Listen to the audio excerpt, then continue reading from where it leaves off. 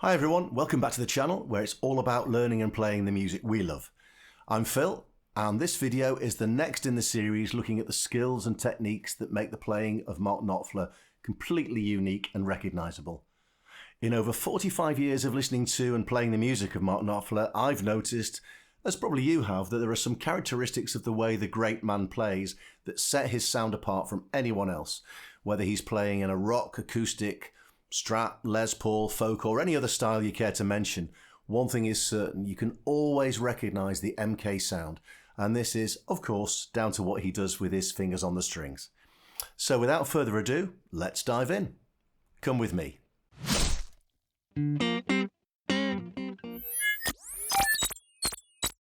Okay, so in this next video in the series, I'm going to look at what I call all the positions.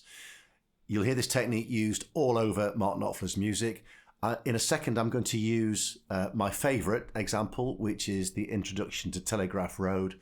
But, you know, it's all over the place. I'll use Sultans a Swing as well, just to show you exactly what I mean. But fundamentally, this technique is all about getting really, really comfortable with the position on the fingerboard for different chords, but in different positions all around the fingerboard. I'll just explain what I mean with a few examples. So we all know that this position is A, chord of A. Okay, so these three notes are what I'm going to concentrate on. So that's A. Move it up here, that's C, D, E, and G. Okay, and everything in between. So what we now know is that not only does that play A, but if you just use those three strings, the D, G, and B, in different places, it becomes a different chord. Let's use the example of a D minor. So Sultans a Swing.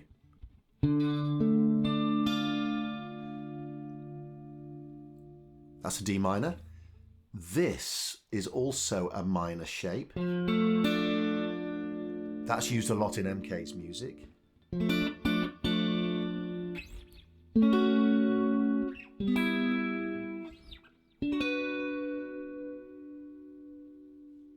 Okay, so that's a minor shape, and you can use that for different keys all around the fingerboard.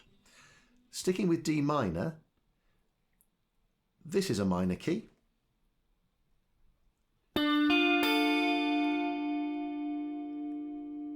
It's D minor, and if we just slide this down, I'm going to add another finger in there. That's A minor. So it's this shape moved up here,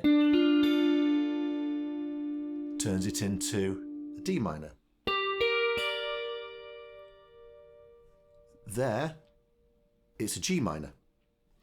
So we've got this shape, which we all know, and that shape on the top three strings. We've got this shape, which creates a major. So you can see those different shapes are interchangeable depending on which key you're playing in. So the call to action here is to get really, really comfortable with the different shapes for all the chords. You know, Guitar George, he knows all the chords. That's really what it's all about. It's knowing where you can play D minor or A or G or whatever the key is. It's knowing where you can play that on the fingerboard.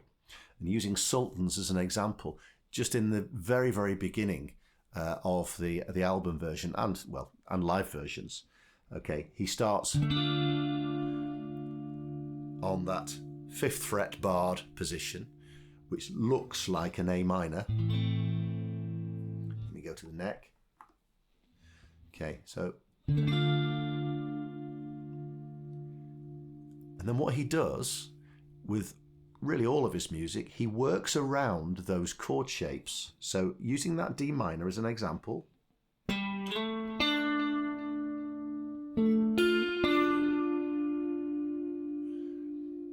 Okay, I'll show you this way, which you could do it this way. There's probably no need to, but you could do.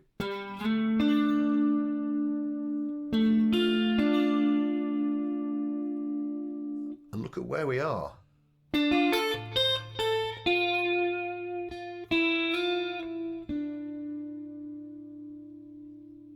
In reality, the way I play this, and I think he probably does as well, is not using any strings that he doesn't need to use.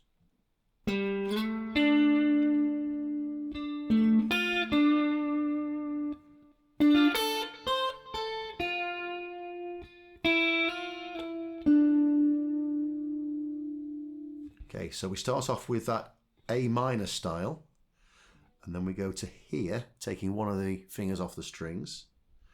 Okay, that's a D minor, that's a D minor, that's a D minor,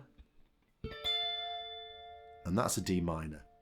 And in Sultans, when we get to that final blistering solo, okay, that's a minor, 3 strings barred. That happens to be D minor, A minor, B minor, G minor, E minor. Okay, just playing around that shape of D minor, look where that can take you to.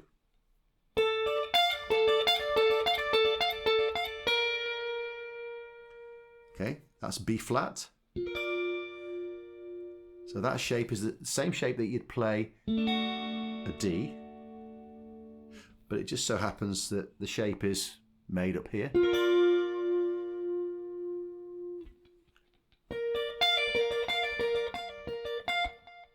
Up to the C.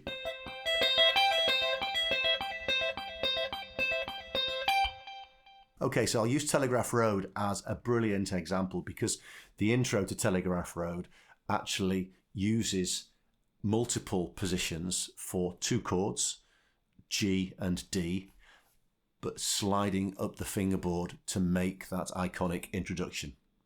Let me show you what I mean. Okay, so we start here, and we start with the 1-string multi, which I've talked about in a previous video.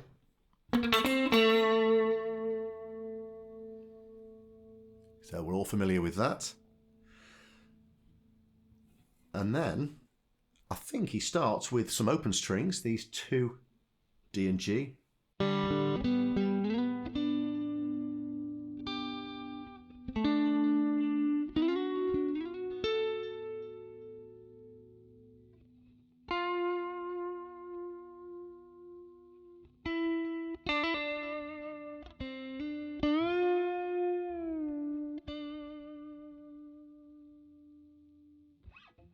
So let's break that down. So he starts with 1-string multi, and then we're into an open G.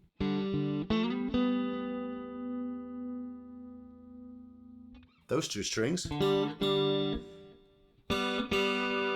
And those 2 strings next up, so the D and the G and the G and the B could start this introduction, but actually you don't get that beautiful slide.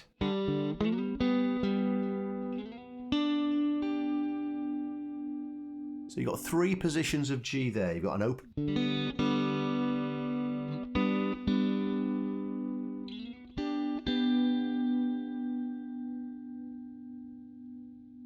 and then we move to a D,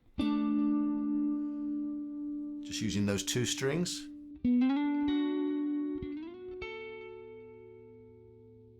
So those three positions are exactly the same positions as for the G, but now we're playing in D. So as for G, we went.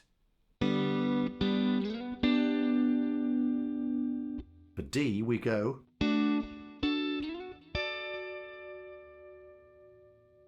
So what you'll find is you get really super comfortable with playing those different chords. And the secret is, there's only one secret to this. It's to play and to play and to play.